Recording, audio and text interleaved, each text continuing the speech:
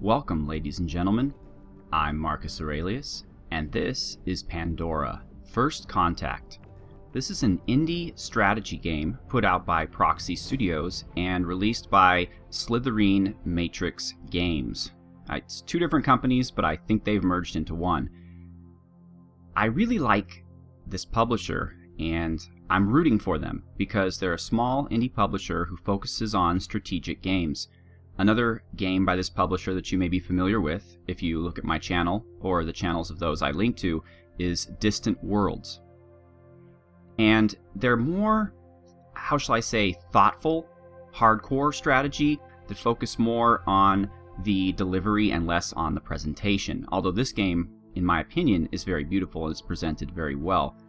This company, that is the publisher, also produces a lot of really hardcore strategy games that even someone like myself who really likes strategy games would never touch, just simply because they're beyond, like Roman war simulators where you're moving cards across a hex board, and it's all very technical and very amazing, but just a little beyond my skill set. This game, hopefully, however, will not be. It has been described by many people as a spiritual successor to Sid Meier's Alpha Centauri. Now, I have never played Sid Meier's Alpha Centauri. Yes, I know. Shame on you, Marcus. So this is my first experience with this kind of game. In fact, my experience in terms of turn-based strategy on planet surfaces is a little game from the past that, oh god, I wish they would redo, and it's called Emperor of the Fading Suns. In that game, you played a great house on a particular planet, and you eventually can move up into space and move between planets, and it was just great. But we're not talking about Emperor of the Fading Suns right now. We're talking about Pandora, First Contact.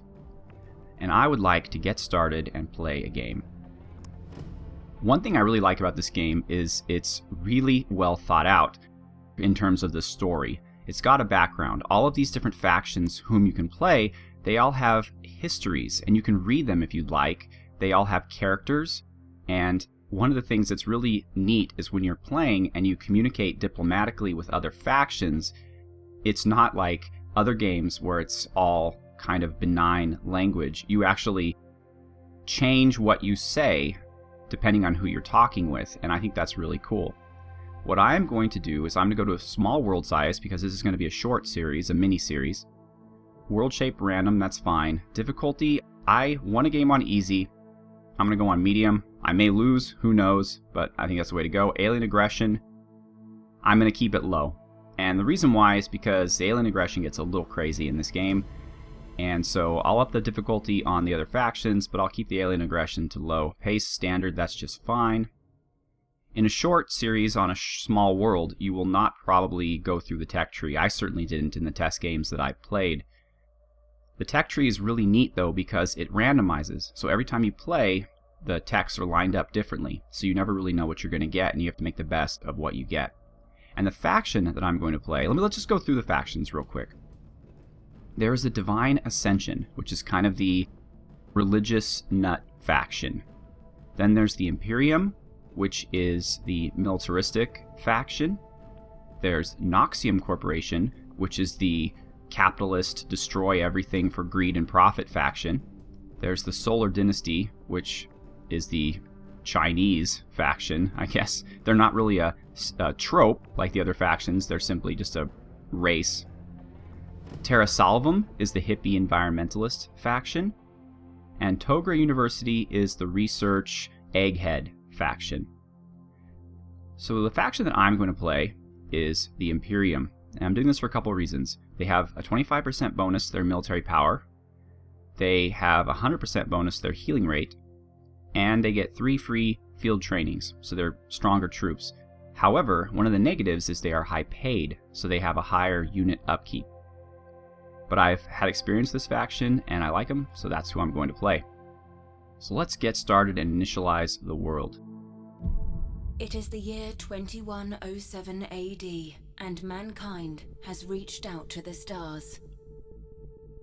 After decades of exploration, discovering nothing but dead rock, our quest for a second Earth has finally come to an end. A terrestrial planet in the Nashira system has become the symbol for humanity's hopes and dreams of a new paradise. The most powerful factions, distinct in their ideologies and beliefs, have sent expeditionary forces to stake their claim to this new world.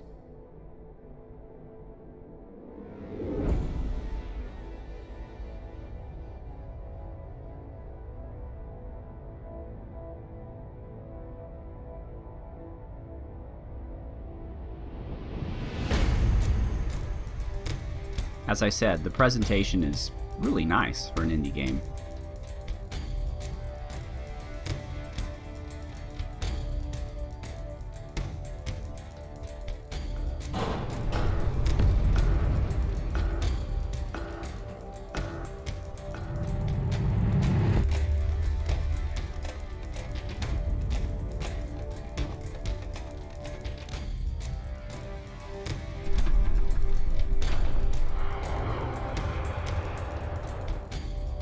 Do a barrel roll.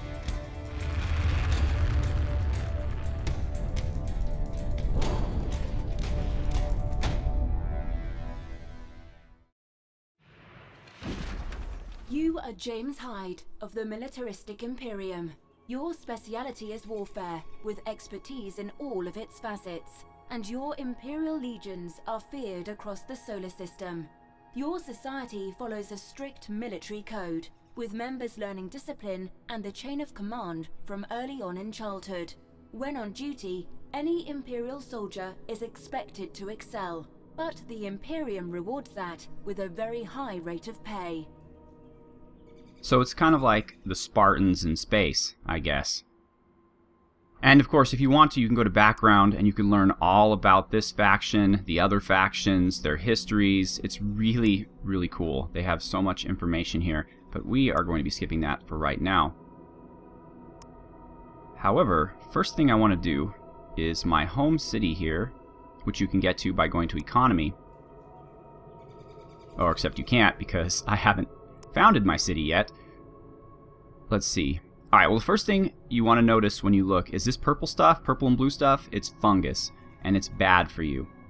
So that's going to be a problem. You need to clear that out, and you need to research a special technology in which to do that. So actually, we're starting in a pretty bad position, which is going to get us started off pretty slow. This particular tile that we're on, of forest, plains, tropical, that's decent, but we're not going to be able to expand much with all of this fungus. Fungus also adds pollution, so unfortunately, we're going to have to get out of here. Now you'll notice you start off with a group of colonial troopers. That's unique to the Imperium faction. Every faction starts with a colonizer, but different factions start with different things. This is a really, really bad start. Really bad. What am I going to do here? Let's just brave the fungus and... Okay, this is better. We have some isogen crystals. And if you play the game, every time you play the game, when you discover something for the first time, you can read all about it, what it does. Like, for example, if this is encompassed in one of your cities, you get a 50% science bonus. This is actually an enemy, a skite. Tells you how strong they are. And here's the isogen field and what it provides. +3 to minerals, +1 to pollution. As you can see, I lost 0.2 of my health for being in the fungus. But I think I've managed to get my way out of here, so that's good. My military, I'll keep searching around. We can move one more time. I want to eventually end up here, I believe, but the skites are in the way, so we're just going to go ahead and hold for a second. Okay, let's have these guys keep exploring. And I believe this is where I want to found my city. Oh, right next to a hive. There's just no way to win here. There's pollution here. Or -1 pollution, actually. Let's move up here. You know, this isn't the best place in the world to found a city, but we'll see how we do. This city is what it is because our citizens are what they are. Plato. Now what are we now, on turn 5? Normally you'd have been well down the city building path by this point, but again, we start off a little slow, but that's perfectly okay.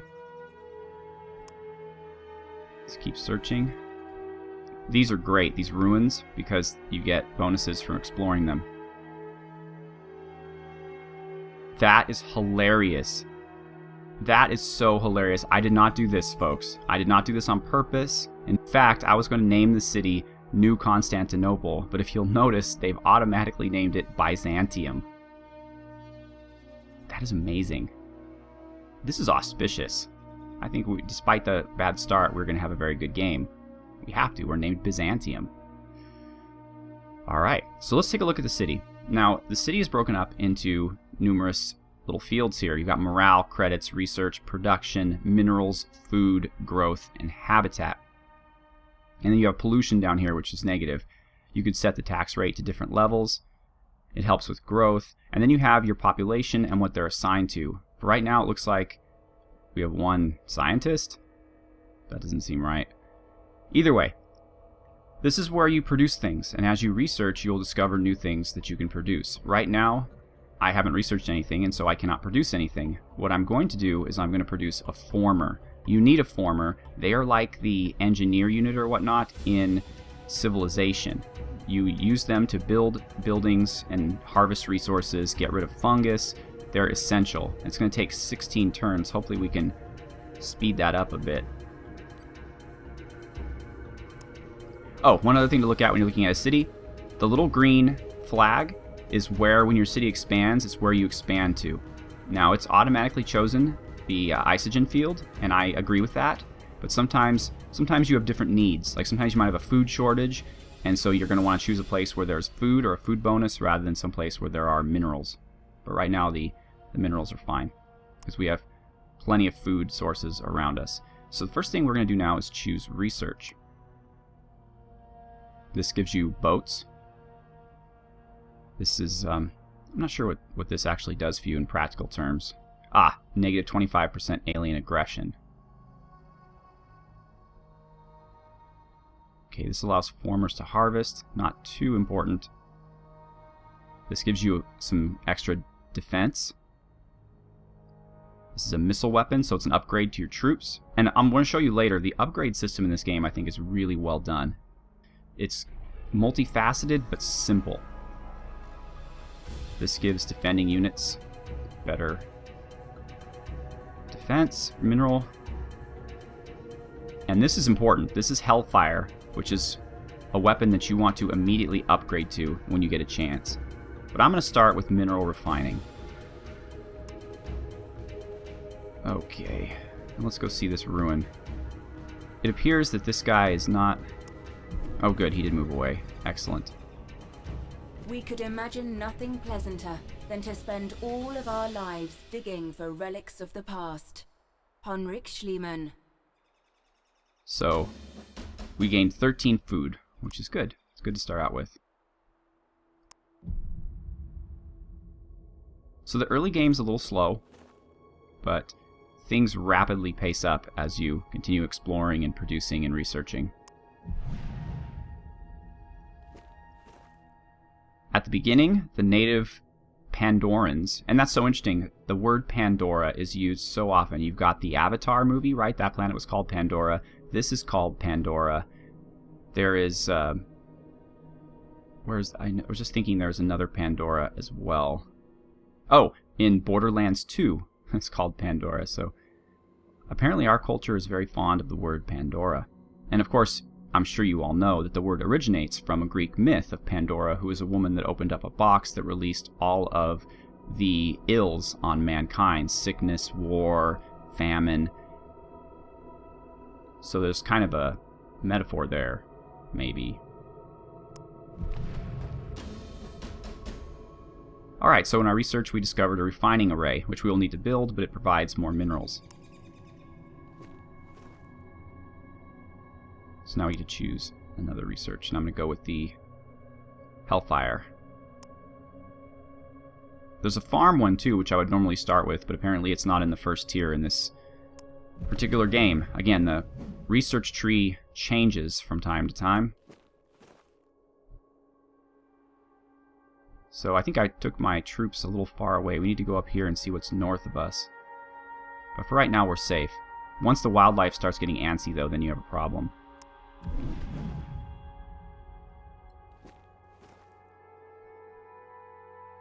And there's a hive right there. You have to keep an eye on that, because it generates the local units.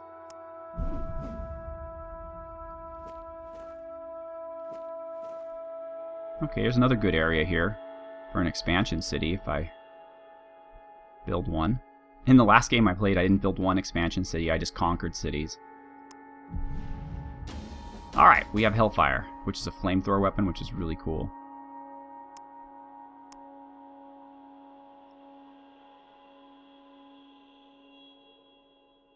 And this particular race, not race really, but faction starts with field training. Each faction starts with different things. Colony ship dismantling is pretty good. It gives you a bunch of resources, a one-time thing. Synthetic fertilizer, though, is very important. And I'm going to go with that next, even though it's 8 turns, because it helps with the farming.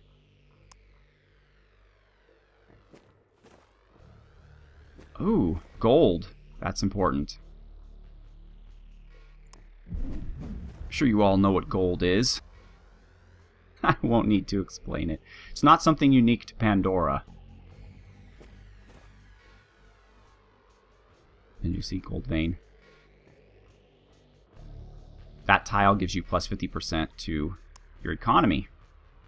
Surprisingly enough. Alright. Our former still hasn't even been produced yet. We discovered another monster, a Galeth. Giants do the height of over 12 meters. There are these, well, you can't see him anymore, but he's the big creature thing that walked into here. There you see him. It's a Galeth.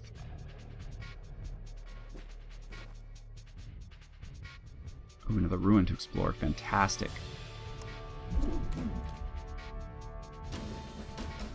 $20 minerals. Excellent. And you want your cities to grow because they will be able to produce things more quickly. However, as they grow, they also increase pollution, which has a lot of negative factors on not only the way your public likes you, but also the way the world of Pandora itself reacts to you. Okay, we're going to start our exploration to the north now. Another hive. You can see hives are full of enemies with xenomorph drones, spitters, and a queen.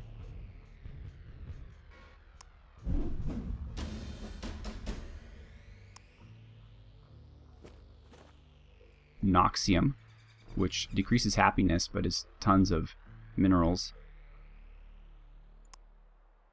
Alright, adaptive fortifications. Probably a good idea. We still haven't got our former, huh? We're gonna head back. I want to see what's up here. Ah, the former has been completed. So what the former does now is you produce things with him. So for example, see this field here has 2 farming ability. It's plains and grassland. So if you move the former here, you can build a farm which gives you +1 food. And now I can produce something else. I want to go with the cultivation facility because it provides a bonus to food. And it sucks when you run out of food and everybody gets mad at you, and it's just not a good time.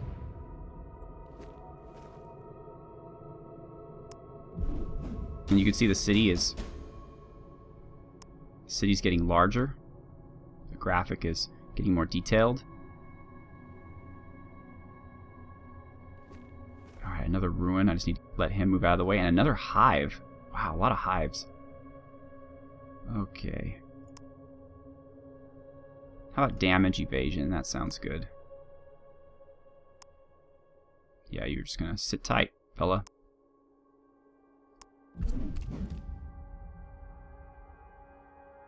Alright, so we're kind of in a position here because he is standing on the ruin, but if I move here, he won't be able to get away. So how about we move No, let's just stay exactly where we are, because if we move here, he might block us down here. And that'd be a pain. Alright, so we've run into our first other faction, the environmentalist faction. I kind of like them, actually. They're a good counterbalance to the other more aggressive factions. Her name is Advocate Vivian Gardenier. The name of the faction is Terra Salvum. Let's see. Let's share maps. Oh, she wants money for that, huh? Okay, well, how much? 18 credits? Why not? Okay. So they are up here. So they might be a target for an early war, or we may decide to be friends with them. I'm not sure yet. Now that we have a farm, I would like some minerals. I don't know what to do here yet. You can have either a farm or minerals. I'm going to go here first, where I know the only thing I can do is a mine. And I will build a mine.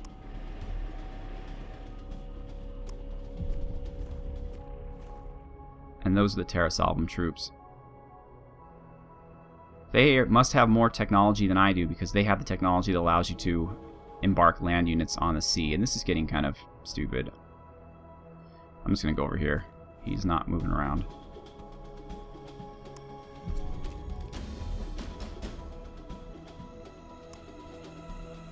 Okay, now let's talk about upgrades.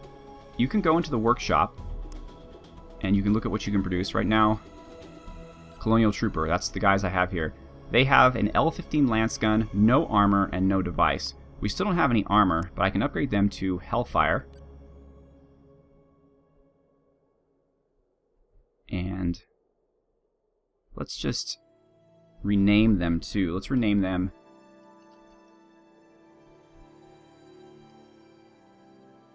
Greek Fire Throwers. As you know, one of the main technological advancements of the Byzantine Empire was the Greek fire, which they used mostly in naval engagements, but it was like napalm. It was fire that wouldn't be put out by water. And if I can spell it, that's what these guys are going to be. And then you can take gentlemen you already have, if they're in a city. Let's go with remote. No, xenology. There we go. Let's reduce the aggressiveness of the bad guys. And if you're in a city, you can upgrade. So I can upgrade to a Greek fire thrower.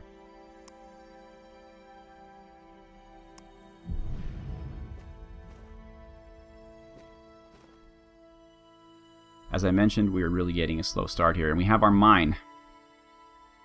At first, you can only build roads, forts, suburbs, farms, mines, and you can grow a forest or chop a forest down. Right now, I guess I can't do anything on water. Like when it says coast here, even though it says to farm, it's not like you can build a farm on the coast. At least I haven't found a way to do that. This removes pollution, so I might want to keep it just the way it is. I will probably build another farm here.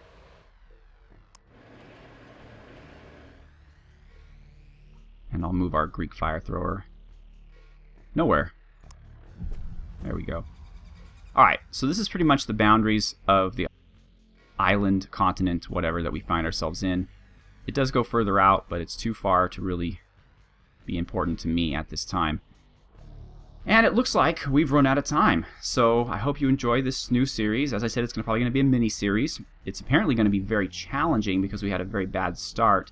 So we'll see how that goes. One thing you really want to do right off the bat is you want to start building troops, and a lot of them. Because not only do you have to deal with the other factions, but spoiler alert, there are points this game where the native inhabitants of the planet turn very hostile.